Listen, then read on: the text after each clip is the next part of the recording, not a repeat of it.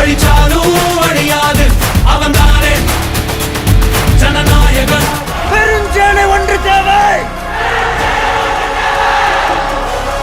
பராசக்தியை சுத்தி அரசியல் இருக்குதா இல்ல பராசக்தி படம் ரிலீஸ் ஆகிறத சுத்தியே அரசியல் நடக்குதா, எப்படி பாக்குறீங்க?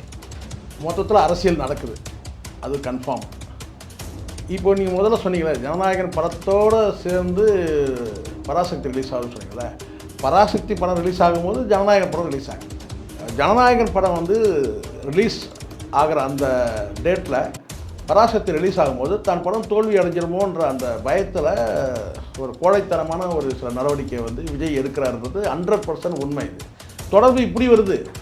சென்சார் போர்டு வந்து விஜய் கைவசம் இருக்குது, விஜய் வந்து பிஜேபி கைவசம் இருக்கிறார். பிஜேபி என்ற ஒரு அமைப்பு பெற்றெடுத்த குழந்தை யார்? விஜய். உங்களுக்கு ஏற்கனவே தெரியும், டான் பிக்சர்ஸ் வந்து ஈடி ரெய்டு அது இதெல்லாம் வந்து ஆரம்பத்திலே படம் ஆரம்பிக்கும் போது சில நெருக்கடிகள் கொடுத்தாலும் உங்களுக்கு தெரியும். இப்போ படம் ரிலீஸ் பண்ணும்போது கேட்டிங்கன்னா கிட்டத்தட்ட கெஞ்சாத குறை விஜய், ஒரே டேட்டில் ரிலீஸ் பண்ணாதீங்க, கட்டு மட்டும் போட்டால் பரவாயில்ல, கட்டி வைக்கணும்னு நினைக்கிறாங்க பராசக்தியை. யாருக்காக? ஜனநாயகனுக்காக.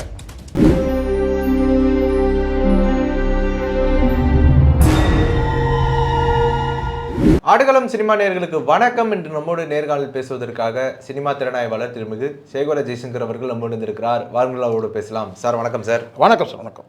ஜனநாயகன் படத்தோடு சேர்ந்து பராசக்தி படமும் ரிலீஸ் ஆகுது. பராசக்தி பேசக்கூடிய அரசியல் என்ன? பராசக்தியில் அரசியல் இருக்குதா இல்லை பராசக்தியை சுற்றி அரசியல் இருக்குதா இல்லை பராசக்தி படம் ரிலீஸ் ஆகிறத சுற்றியே அரசியல் நடக்குதா, எப்படி பார்க்குறீங்க? மொத்தத்தில் அரசியல் நடக்குது, அது கன்ஃபார்ம். இப்போ நீங்கள் முதல்ல சொன்னீங்களே ஜனநாயகன் படத்தோடு சேர்ந்து பராசக்தி ரிலீஸ் ஆகுதுன்னு சொன்னீங்களே, பராசக்தி படம் ரிலீஸ் ஆகும்போது ஜனநாயகன் படம் ரிலீஸ் ஆகுது. அப்படி நீங்கள் அப்படியும் எடுத்துக்க முடியும், சரியா? மொத்தம் ஒரே தேதியில் படம் ரிலீஸ் ஆகிறது இன்றைக்கி நடக்கிற விஷயம் கிடையாது. எப்போவுமே வந்து விஜய்க்கு வந்து அவர் படம் ரிலீஸ் ஆகும்போது மற்ற படங்கள் ரிலீஸ் ஆகும்போது தொய்வு நடந்திருக்கு கடந்த காலத்தில். அதுக்கு நீங்கள் வந்து சந்திரமுகி ரிலீஸ் ஆகும்போது சச்சின் ரிலீஸ் ஆகியிருக்கு, அதில் வந்து சச்சின் வந்து பார்த்திங்கன்னா வந்து ஃப்ளாப் ஆகிருக்கு. இதெல்லாம் வந்து கடந்த காலத்தில் நிறைய உதாரணம் மீண்டும் நம்ம சொல்ல முடியும். அது மீண்டும் சொன்னால் போர் அடிச்சிடும். இப்போ என்ன நடக்குது அப்படின்றத மட்டும் பார்க்கணும். இப்போ வந்து ஜனநாயகன் படம் வந்து ரிலீஸ் ஆகிற அந்த டேட்டில் பராசக்தி ரிலீஸ் ஆகும்போது தான் படம் தோல்வி அடைஞ்சிருமோன்ற அந்த பயத்தில் ஒரு கோழைத்தனமான ஒரு சில நடவடிக்கை வந்து விஜய் எடுக்கிறாருன்றது 100% உண்மை. இது சத்தியமான உண்மை. எப்படின்னா அதுக்கு என்ன செய்கிறாரு அப்படின்னு சொல்லி இல்லைனா செய்கிறான்னு போட்டுங்க, சரிங்களா? என்னென்னா சென்சார் போர்டு வந்து யார் கைவசம் இருக்குது? மத்திய அரசின் கையில்.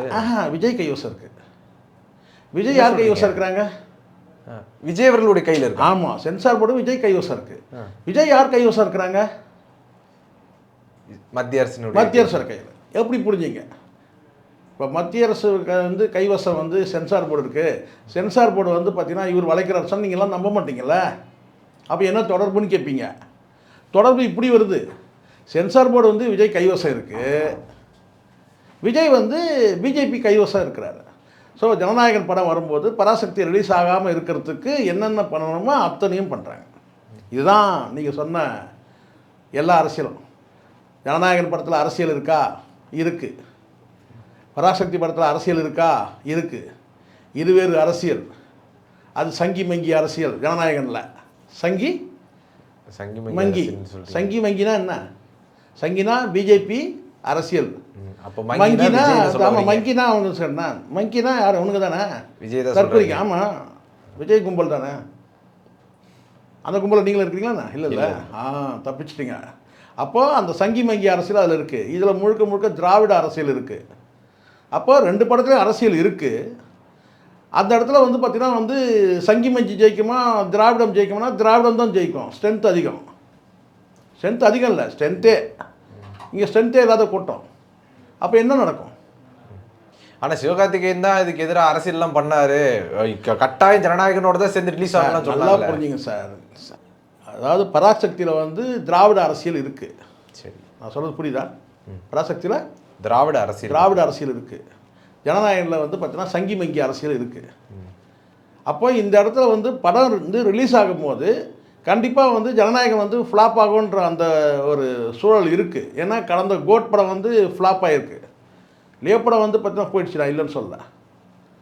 அப்போ இங்கே வந்து கேட்டால் பராசக்தி எப்படியாவது வந்து பார்த்திங்கன்னா வந்து ரிலீஸ் ஆகாமல் அதுக்கான நடவடிக்கையில் வந்து இறங்கியிருக்கிறாங்க. அந்த உள்ளடி வேலையில் தான் ஒன்று. சென்சார் போர்டு வந்து பார்த்திங்கன்னா இஷ்டத்துக்கு கத்திரி போடுறதும் சரி, பராசக்தியில் வந்து பார்த்திங்கன்னா வந்து சென்சார் போர்டு இஷ்டத்துக்கு கத்திரி போடுறதும் சரி. அதை தாண்டி வந்து பார்த்திங்கன்னா வந்து ரிலீஸே ஆகாமல் எப்படி தடுக்க முடியும் அப்படின்ற வேலையை வந்து இரவு பகலாக வந்து அங்கே நடத்திட்டுறாங்க. இதுதான் வந்து இன்றைக்கி வந்து இருக்கிற வந்து அப்டேட். ஜனநாயகன் அப்டேட் என்ன அது கேட்டால் வெளிப்படையாக பேச வந்து தயக்கக்கூடாது, பயப்படக்கூடாது.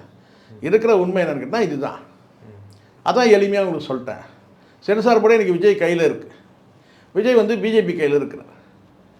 வந்த பியூஷ் கோயல் என்ன சொல்லிட்டு போனார்? விஜய் பற்றி எதுவும் விமர்சனம் பண்ணாதீங்க. தமிழிசை வந்து அதில் ரொம்ப முக்கியமான பாயிண்ட் பாருங்க. அதாவது சிறுபான்மையினுடைய வாக்குகள் வந்து பிரிக்க வேலையை அவர் பார்த்துப்பாரு. அதுதான் இவங்க வெளிப்படையாக அதுதான் இப்போ புரியுதுங்களா? பூனைக்குட்டி வெளியே வந்ததுலாம் கிடையாது, யானைக்குட்டியே வெளியே வந்துடுச்சு. இது சொல்லுவாங்க தெரியுமா? பூனைக்குட்டி வெளியே வந்தது, பூனைக்குட்டி வரல, யானைக்குட்டியே வந்துச்சு. அதான் அந்த 2 யானை. எந்த 2 யானை? அந்த 2 யானை குட்டி போட்டுருச்சு. இது அப்படிதான் சொல்ல முடியும்.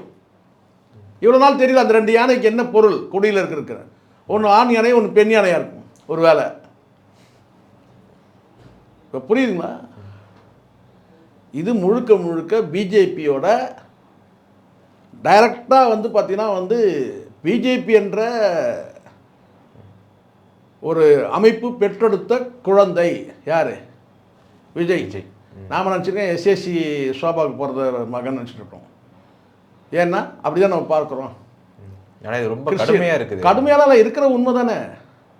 ஜோசப் விஜய் தான், ஆனால் வந்து சங்கி பெற்றெடுத்த குழந்தை.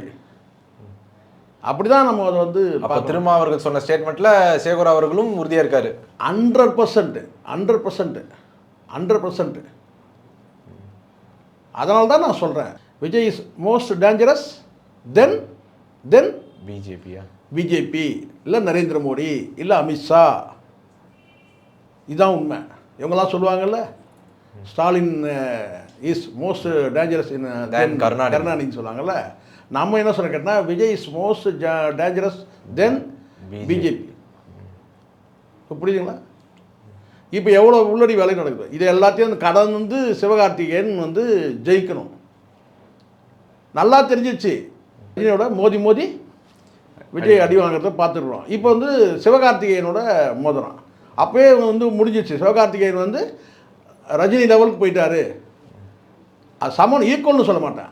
அந்த இடத்துக்கு வந்து பிளேஸில் வச்சு இவன் வந்து மோதுறான். ரஜினியோட மோதுறதுக்காக மோதி அடி வாங்கின விஜய் இப்போ சிவகார்த்திகேயனோட மோதிரம். இதுதான் உள்ளே நடக்கிற அரசியல். உங்களுக்கு ஏற்கனவே தெரியும், டான் பிக்சர்ஸ் வந்து இடி ரைடு அது இதெல்லாம் வந்து ஆரம்பத்திலே படம் ஆரம்பிக்கும் போது சில நெருக்கடிகள் கொடுத்தாலும் உங்களுக்கு தெரியும். இப்போ படம் ரிலீஸ் பண்ணும் போது கேட்டிங்கன்னா கிட்டத்தட்ட கெஞ்சாத குறை விஜய் ஒரே டேட்டில் ரிலீஸ் பண்ணாதீங்க அப்படின்னு சொல்லிட்டு. இதுக்கிடையில் வந்து பார்த்திங்கன்னா இன்னொரு கதையும் சொல்கிறேன் பாருங்க. இதில் இன்னொன்று நடக்குது. என்னன்னு கேட்டால் மங்காத்தாவை ரிலீஸ் பண்ணுறதுக்கான வேலையும் நடக்குது. 14ஆம் தேதி ஆமாம் ரீரிலீஸ் பண்ணுற வேலையும் நடக்குது ஒரு பக்கம். இப்போ இங்கே வந்து பார்த்தீங்கன்னா சென்சார் போர்டு அரசியல் பண்ணுது. இப்போ அப்போ ஜனநாயகன் படத்துக்கு எந்த கட்டும் இல்லை, ஆனால் பராசக்தி படத்துக்கு அதிகப்படியான கட்டுகள் இருக்குது. இதுதான் வந்து நடந்துட்டு இருக்குது. கட்டு மட்டும் போட்டால் பரவாயில்ல, கட்டி வைக்கணும்னு நினைக்கிறாங்க பராசக்தியை. யாருக்காக? ஜனநாயகனுக்காக. அப்புறம் பின்னாடி வந்து பார்த்துங்க இப்போ வந்து அவருக்கு ரூட்டை கிளியர் பண்ணிக்கிறாங்க. எவ்வளோ கேவலம் இது. தாவேக்காவை சேர்ந்தவங்களாம் சொல்கிறாங்க சிவகார்த்திகேயன் எல்லாம் வளரட்டுங்கிறனால தான் நாங்களாம் மலேசியாவில் போய் ஆடியோ லான்ச் நடத்துகிறோம்னு சொல்கிறாங்களே. இவங்க வளர்கிறதுக்கும் மலேசியாவில் இவங்க வந்து வைக்கிறதுக்கு என்ன ஏதாவது கனெக்ஷன் இருக்கா? மலேசியாவில் வைக்கிறதே எதுக்குன்னு கேட்டிங்கன்னா அப்போயே அங்கே கூட்டம் வரலாங்க. 10,000 பேருக்கு மேலே வரலையாம். 85,000 பேர் உட்கார இடம் அது. 10,000 பேருக்கு மேலே வராதனால இப்போ ஃப்ரீயாக விட்டுட்டுருக்குறாங்க. அங்கே நோ டிக்கெட்டு. டிக்கெட்லாம் குமியுது அப்படின்னு சொல்லி செய்தியில் அதுதான் சார். டிக்கெட்டு குமினா இங்கே டிக்கெட் இங்கேருந்து மலேசியாவுக்கு போகிறான் இல்லையா, அந்த டிக்கெட் தான் வந்து பார்த்தீங்கன்னா குவியுது. அங்கே போய் சீட்டில் உட்கார்ற சீட் இருக்கு, இந்த டிக்கெட் இருக்குல்ல, அதுக்கு வந்து 10,000 பேருக்கு மேலே வராமல் வந்து பார்த்தீங்கன்னா அடிக்குது. பார்க்கத்தானே போகிறோம். அந்த 10,000 பேரை வந்து பார்த்தீங்கன்னா அப்படியே பரவலாக உட்கார வச்சு கேமராவில் வந்து பெரிய மாப் இருக்கிற மாதிரி கூட்டம் இருக்கிற மாதிரி காட்டணும். ஸோ மொத்தம் வந்து கேட்டிங்கன்னா வந்து ஒரு பீதியிலேயே இருக்கிறாரு விஜய். நம்ம படம் ரிலீஸ் ஆனால் ஓடுமா ஓடாது. ஏன்னா இந்த படம் ஓடினா தான் அடுத்தது வந்து பார்த்திங்கன்னா 70 ஓடும். 70னா எது? முதலமைச்சர் படம். அடுத்த படம் முதலமைச்சர் படம் இல்லை. ஆமாம். இது 26 மே மாதம் இந்த படம் வந்து அந்த படம் இந்த படம் ஓடினா தான் அந்த படத்தில் வந்து நிற்க முடியும். ஸோ அதுக்காக இந்த வேலை நடக்குது. அப்போ இதில் இந்த படத்தில் வந்து இவங்க சொல்லக்கூடிய அரசியலுங்கிறது தேர்தலில் அவங்க எப்படியாவது ஆட்சியை பிடிக்கணும் அப்படிங்கிறதுக்காக அது ஏதோ என்ன கருமாந்திர மாதிரி இருக்கட்டும் அப்படிங்களா சொல்கிறது. அவன் வந்து ஜனநாயகன் படத்தில் வந்து ஆட்சியை பிடிக்கட்டும், இல்லை வந்து எதை வேணாலும் பிடிக்கட்டும் அப்படிங்களா.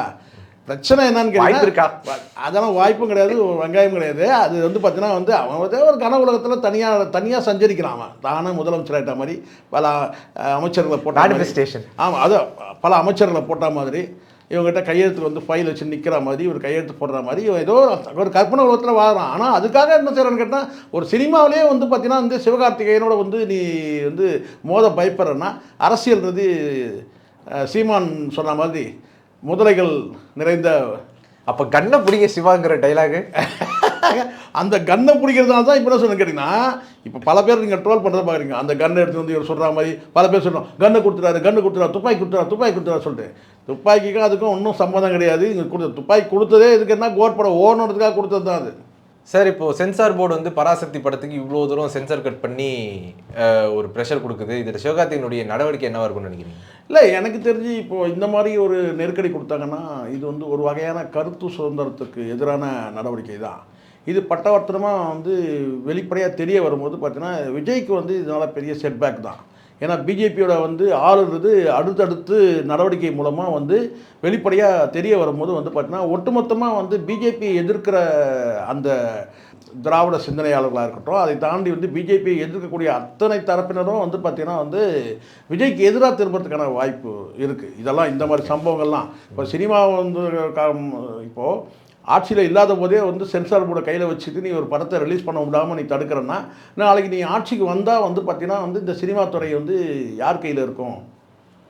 விஜய் கையிலேருந்து இருக்கும் அப்படின்ற விஜய் கையிலேருந்து அத்தனை அட்ராசிட்டியும் பண்ண வாய்ப்பு இருக்கு இல்லையா. அதனால் இது ஒரு வந்து விஜய்க்கு வந்து இது செட்பேக். இது ஒன்று.